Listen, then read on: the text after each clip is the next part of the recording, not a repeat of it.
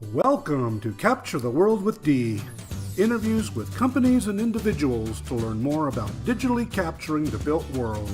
Video, drone, 3D tours, pictures, panoramas, and more. And now your host, a social influencer and community activist, D. Johnson. Good morning, everyone, and welcome to Capture the World with D. I'm your host, D. Johnson. Today's podcast is being sponsored by Box Brownie, an online hub for all things digital, including photography, enhancement and retouching, virtual staging, copywriting, and so much more. My guest today is the founder of Box Brownie. We will be discussing how to take awesome real estate photography using an iPhone. So, without further ado, please help me welcome Brad Filipponi. Hey Brad, good morning. Thanks for joining. Hi Dee, how you going? Good. I should say a very thank you for joining since it is very early in the morning for you. Yes, it's 2 o'clock in the morning, day ahead of you. So yes, no problem at all. Thank you for having us. Yes. Okay. So today's topic is one that I get questions about a lot. And I know that as the founder of Box Brownie, you started in the photography world and sort of created Box Brownie as a result of necessity. So let's start off by discussing, why would anybody want to use an iPhone to take real estate pictures? Yeah, great question. And look, a few years ago, it definitely would have been forbidden, or at least here in Australia anyway. Mm-hmm. But I think with, ever-growing technology, smartphone cameras are just getting better and better. Yeah. For example, for real estate, they now have a wide-angle lens. So these things can point and shoot and capture an image quite easily. And that camera is always in your pocket. But look, I think, growing trends these days, you may have an open listing, might be a residential listing that a few agents have access to. So maybe, you need your marketing to stand out a little bit, and using your phone isn't a bad way to do that these days. You could be a property manager, taking your own photos of a listing you're trying to rent. You could be a commercial agent. Hey, you could even be an Airbnb owner who wants to get great professional looking shots that won't break the bank. Some photographers can be expensive. It depends who you're using and what for. But smartphones, don't knock them because the quality's getting better and better. It's amazing how far the hardware has come, with 3D LiDAR scanning, and the cameras are phenomenal now. Yes. So I do have a question. So I know that you do this with an iPhone 12, right? Mm-hmm. So would it work with an older version of an iPhone? Yes. At the moment, we're plugging into a third-party app that we recommend. We could probably talk about that a bit later on, but realistically, we can work on any type of image taken on, any camera or any smartphone. So obviously, the later model you're using, iPhone 11, we really enjoyed because, the iPhone 10 has a great lens, but for real estate, you've got to clip on a wide angle lens, and it's just one extra process. Yeah. We love the iPhone 11s, the Samsung S10s, I believe, the Galaxies. They have the wide angle lens standard. So, you pinch the screen, you activate the wide angle lens, and, even if you're taking single shots straight off your camera, the results are really, terrific. Yeah. Okay. So the key is the wide angle lens. Look, 100%, especially if you're shooting real estate. Uh-huh. Wide angle is such a fun way to shoot any type of photography, but for real estate, you really need that wide angle lens, especially inside. And that's what gives you that beautiful depth and really shows how big that room is. Mm-hmm. Yeah. Cool. Okay. So upgrade your phone. If you haven't. Yes. All right. So a few things that I can think of is why you would want to use an iPhone versus hiring potentially a photographer. Say you're a real estate agent, right? There's the cost, right? But there's also the hassle. You have to make the appointment. You have to have somebody either meet them there or give them access to the property. Since you're a real estate agent, you're probably on property a lot. You can just take your own photos. It doesn't take that long, right?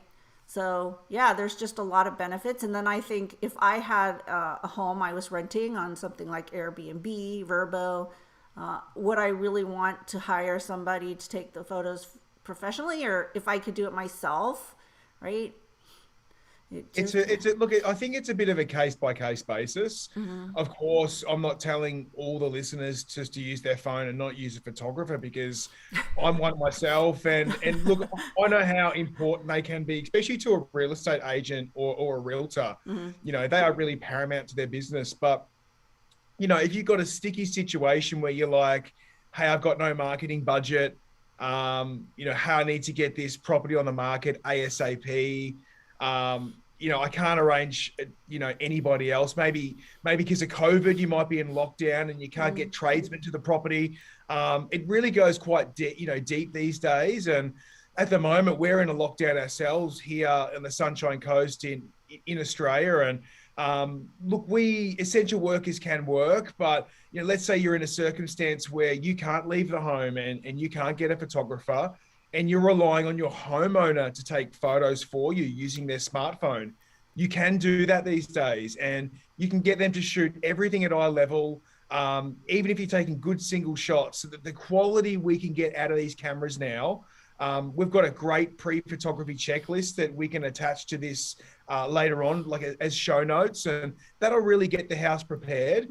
And once you follow a few simple steps and really just point and shoot those main areas, it's really amazing what can be done with the editing afterwards. So I'd almost, you know, I kind of break down photography in like literally like 3 steps to my staff. I'm like, realistically, I feel now photography, preparing the home is almost 1/3 of the job. Yeah. Photographing the house is really another third. And then I believe now the last third is all in the editing. You know, it's replacing those skies. It's touching up grass where need be. You know, it's really getting those imagery looking as good as what our eyes can see it, because our eyes are marvelous. You know, we can really, you know, see through large depths of light, you know, whether it's shadow or sunlight, and you know, in an image, it can be quite hard to portray that. But yeah, what I'm getting to is smartphone technology is great. You know, please lean on it when possible. And, you know, I'd even like to give even some of the listeners, you know, a bit of a extra free trial. So we'll create a code word at the end of this, D, and we'll give everyone a little bit of a free trial. They might want to put it to a couple of images getting edited, image enhancement, which is what this would go hand in hand with, which is $1.60 edit. And we do 17 Photoshop tasks to every image you take or your professional photographer takes, including the sky replacement, et cetera, et cetera. So, you know, we've done blogs on this, and the before and afters really speak for itself. Here's my little guest. Yeah. Sorry. But yeah. No. So I love cat.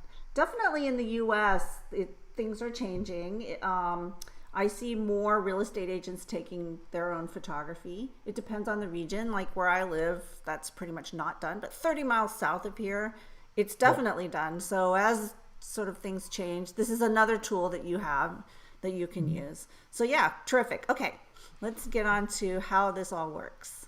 Yeah, sure thing. So you need an iPhone and you need an app. Yes.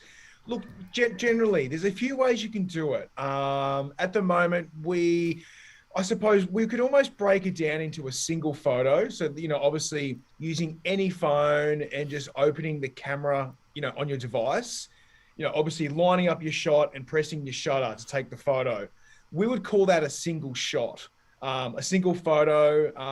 Otherwise, if you want to shoot like all the professionals do, literally globally, what you want to do when you're inside, you want to be able to capture that window detail outside. Does that make sense, Dee? Yeah. So that's a common term we call in the photography industry bracketing, or HDR photography.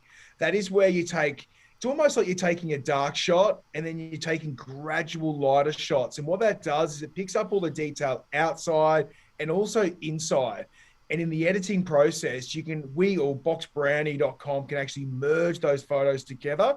It's no extra cost. It's still $1.60 per photo. And we can give you that magazine quality image where you can see inside perfectly, but then also outside the window as well. So that's called bracketing.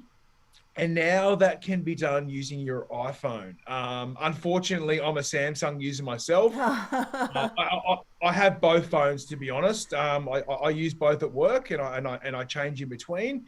At the moment, I'm on a Samsung, and at the moment, we have a third-party app that we recommend.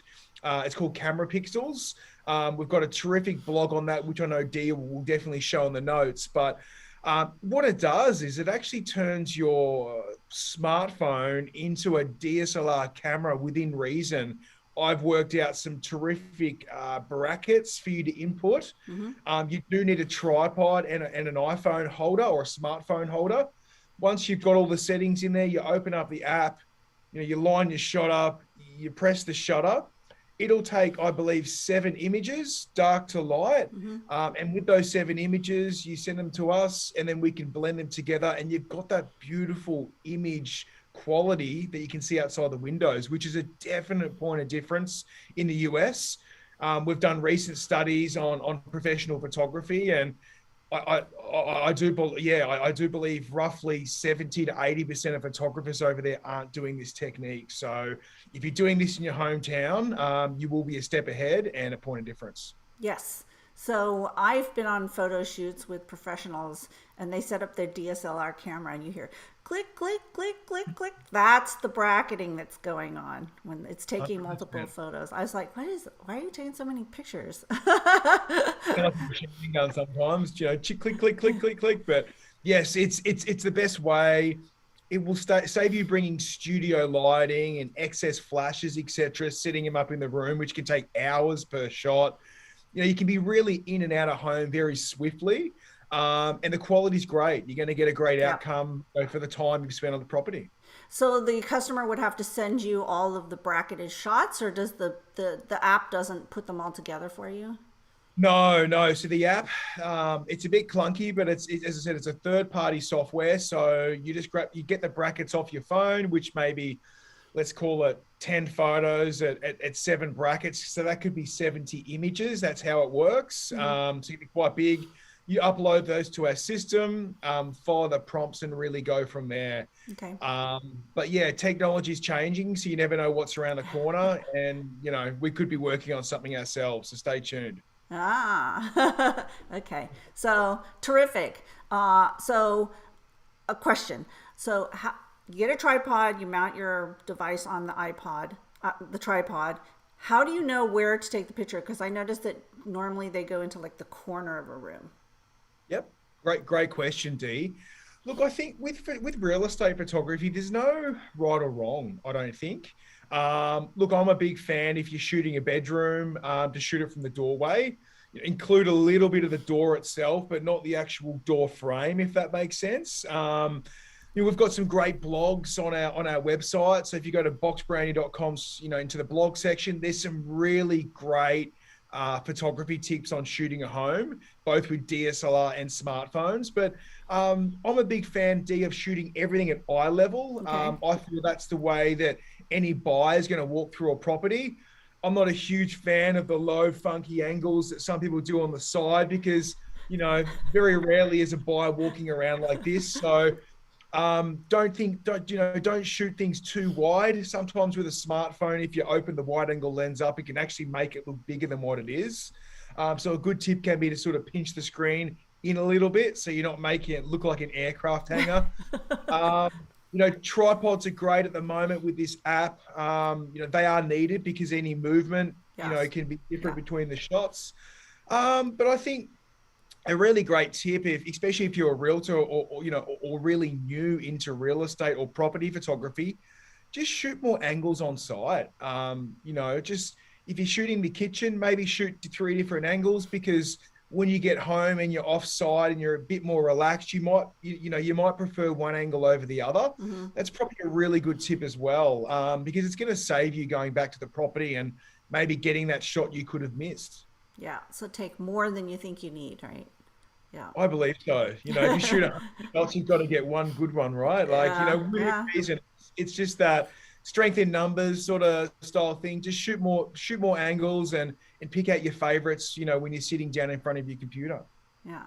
Okay. So I have noticed though that photographers prefer corners. I don't know why, but maybe because it shows the room better, right?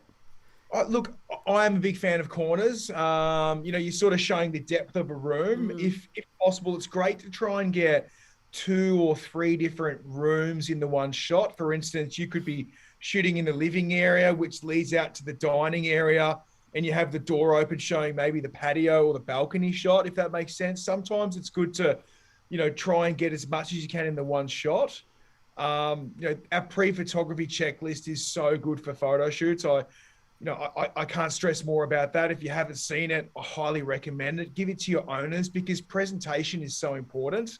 I'm a big fan of opening up all the doors as well inside and out of a property. Once again, it sort of shows depth. And if you're shooting from an angle, you got doors open, you can kind of see through the shot a bit more. What else? Turn on all your lights. That's probably a big tip as well. And open up all your blinds to let any natural light in. And try and declutter. That's a huge thing. Yeah. No one loves clutter. Some people do, but in photography, it's never good. If it's too big or too hard to shift, of course, we or boxbrownie.com have an item removal edit where we can get it out afterwards. But it is always easier and more cost effective if you can just get things cleaned up before you shoot. Yeah, so I've been on shoots as well where the guys will spend more time cleaning up the house than actually taking the pictures. Incredible. Been there, done that a few times. Yes. Some people are very detail oriented, like they'll hide all the garbage cans, right? Yep. So yeah, it depends on what you want to do. But remember that if you can't remove, like if you walk into a room and it's totally cluttered and you're like, there's no way I'm cleaning this up, Box Brownie can come in and declutter it for you. So 100%.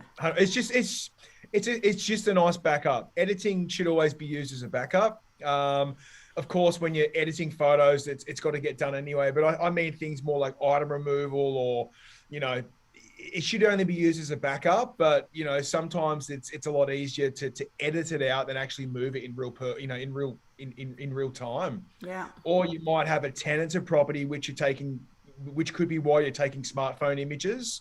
They may not want a professional photographer come in and photograph their furniture in the house. I know here in Australia, tenants have a lot of rights like that. So you might want to come in with your smartphone to keep the cost down. Maybe remove all the items yourself so there's no furniture in there. These are all options, I suppose. Box Brownie has a different edit for any situation realistically, and it's just always there when you need it.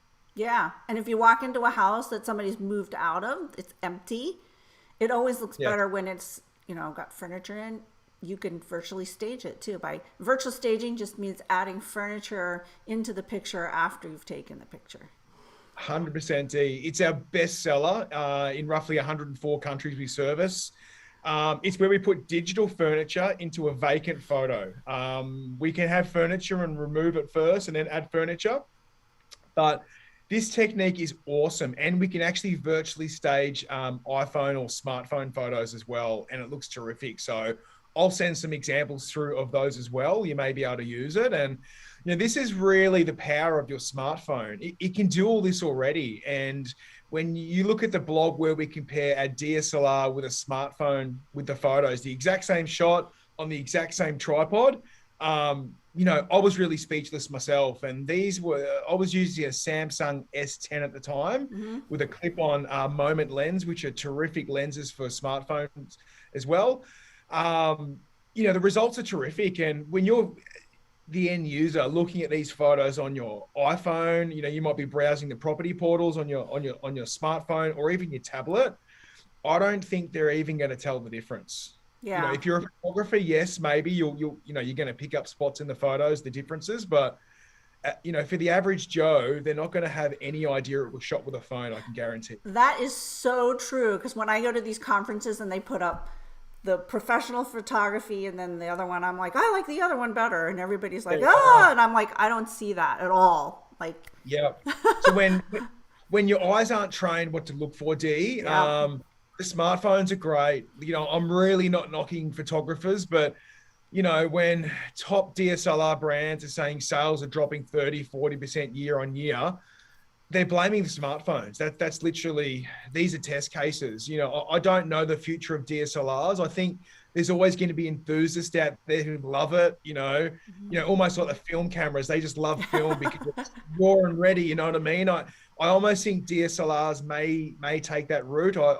Look, I can't guarantee anything, but stats are proving that DSLR sales are plummeting, and it's because of smartphones. And these cameras are just going to get better and better, and eventually our phones may have Canon or Nikon lenses in them. That's where it might lead to. So, don't underestimate the power of your smartphone. It's only going to get better and better. interesting. Yeah, I'm just waiting for my smartphone to cook dinner for me. Maybe one day. Just like the Jetsons. Flying cars don't seem that far away anymore, do they? Well, it's interesting because you hear people talk about what's coming in the future. You're like, no way, right? And then it comes, and you're like, whoa. So, yeah, I think technology. It's as we've all been brought up with it really now. I think it's just going to surge now. I think tech is just. It's like a tsunami coming, I think, and it's going to be hitting so many different industries, and we can see a gap right now, just with the quality of what these smartphones can produce. A few years ago, people would look at you funny, but now, I suppose the quality really speaks for itself. Put it that way. Yeah, it's interesting because we used to go on vacation, and there'd be all these people with their little cameras. Yes. Right, and now you don't see that. You see people with phones. Yep. Yeah.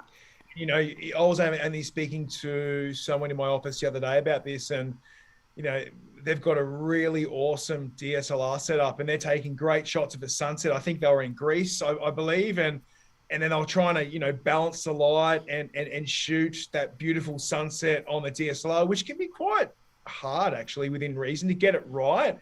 And then this guy behind him just comes out, whips out his smartphone and taking shots, and he's like, the smartphone looked better, just the overall image, the saturation, the contrast, everything. I don't know. And I'm guilty of this myself. If I try and shoot a view with my DSLR and versus my phone, usually my phone always looks better without even editing it. So it's just, I don't know. It's just, they're just point and shoot. They're a really great device to have on you all the time. Yeah. Well, people do carry them. I mean, phones are becoming much more used, right? Like, there's statistics that say people use their phone more than the computer for doing things like viewing properties. Right? Yes, same here in Australia, D. They're really high up there. I think the tablets and the smartphones have definitely overtook, let's call it laptops or PCs, I think it's only going to get stronger and stronger. Everyone's glued to their phones these days. So another interesting thing that you mentioned is a twilight shot. So I know a lot of homes look so good when you go and you get a twilight shot. And what that means normally is that you have to wait till the sun is setting and it's just the right time. You turn on all the lights in the house, and it's an outside shot typically, right? Yes.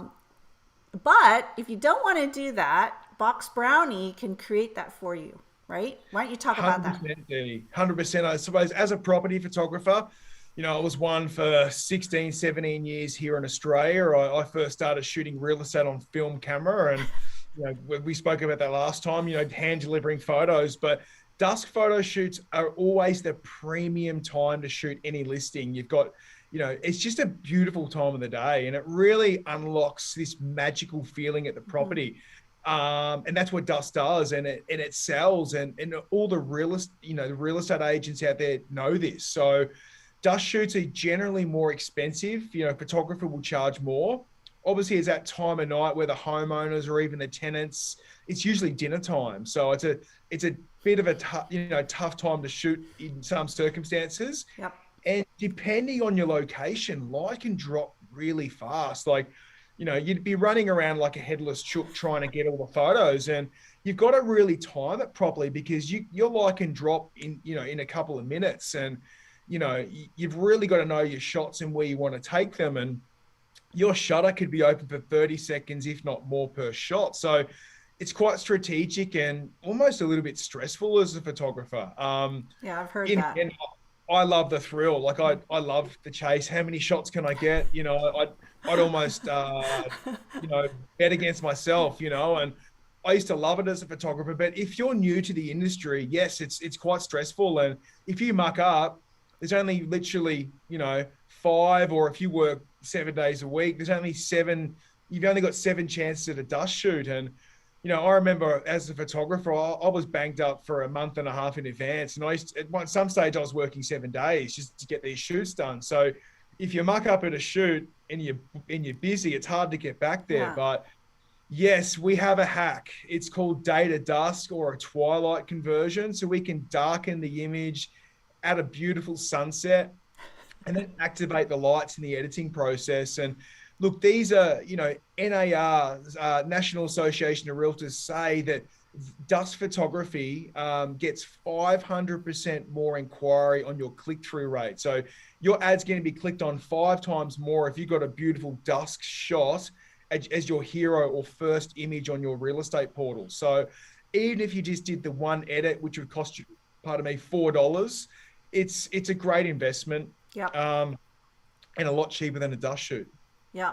And I wouldn't want to be out at dusk, because I would get bit by mosquitoes for sure. That's always the case. Yes. So cool. Okay. So look to Box Brownie for that. We're going to get a special code. I'll put it in the notes. Yes. And so what would that code get us? Yeah, I think we should give all the viewers at least $20 credit. That would give them a good 10 images, to edit, or they can put that towards anything. So what I'll do is I'll have that code open, D. It will just be $20 credit. Anyone can feel free to use that, and just trial out. We have a range of services, so we don't like to lock people down to the one edit, let's call it. Feel free to put it towards, whatever you need. Wow, how nice. Okay, free money. Can't argue with that. Everyone likes free stuff, right? Yeah. So the one thing about Box Brownie that you mentioned last time is you guys care about the product. Money is, you have to make money, but you're not increasing your prices all the time. No, we're really proud of that, D. So yes, virtual staging is our best seller. We're really proud of that product and really all of our products that we offer, but we just reduced that by 25%, which is a huge decrease. And look, that's what we do with all of our edits. We try and be the fair guys in the industry. We don't want to have subscriptions or monthly fees or anything like that. Mm-hmm. There's no strings attached with what we do. So we like to put all the ownership on our clients and be like, hey, you own the copyright. Obviously just pay for it up front, because we don't want to chase invoices globally. That's really our only sticky point, even if you call it that. And look, we'll edit the photos. If you're not happy, we'll keep working on them until you are. We just try and give, world-class service. Yes. And really have affordable, an affordable product, so anyone can use it whenever they need to, because selling a home can be expensive, right? So, why does marketing have to be when there's such awesome technology? For example, smartphone cameras. I think technology is changing quickly, and we're just trying to keep up to date with it, and just keep it fair. That's it's easier that way. Yeah, so I think your company has great customer service. I've heard only great things about it. Oh, that's great.